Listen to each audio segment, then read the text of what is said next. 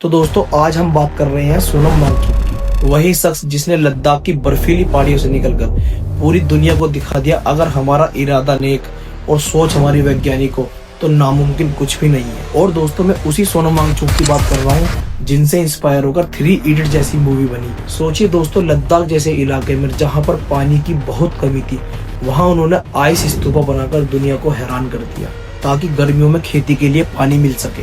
उन्होंने बात की शिक्षा और पर्यावरण की। उनका मानना है कि जो शिक्षा है वो किताबों में नहीं बल्कि प्रैक्टिकल सीखने में है। सोचिए दोस्तों, आज हम एक ऐसे वांगचुक की बात कर रहे हैं जिनका संघर्ष किसी पद या पावर के लिए नहीं बल्कि संविधान की 6ठी अनुसूची में जोड़ना और लद्दाख के पर्यावरण की सुरक्षा के लिए है। लेकिन दोस्तों अगर हम बीजेपी गवर्नमेंट की बात करें तो बीजेपी ने अपने मैनिफेस्टो में खुद कहा था कि लद्दाख के लोगों को हम यह देंगे। और दोस्तों मैं आपको एक चीज क्लियर कर दूं कि इन सभी प्रोटेस्ट में, इन सभी मार्च में और इन सभी हंगर स्ट्राइक में लद्दाख के लोगों की सिर्फ एक ही बात रही है कि लद्दाख को सिर्फ 6 शेड्यूल में रखा जाए और स्टेटहुड दिया जाए। और दोस्तों अगर मैं शॉर्ट में कहूँ तो लद्दाख के पर्यावरणवादियों और कल्चर डेमोक्रेसी का सवाल है। लेकिन दोस्तों दुख की बात यह है कि इस देश में संविधान की बात करने वाला देशद्रोही हो जाता है, बेटी का बलात्कार करने वाला संस्कारी हो जाता है, जिसे माला पहनाकर उसका स्वागत किया जाता है। और दोस्तों जिस वांगचुक ने लद्दाख के लोगों के अधिकारों की बात की उस पर सरकार ने NSC लगाकर उसे देशद्रोही बताया। लेकिन दोस्तों आखिर में हमेशा सच्चाई की जीत होती है। और फिर दोस्तों 170 दिन बाद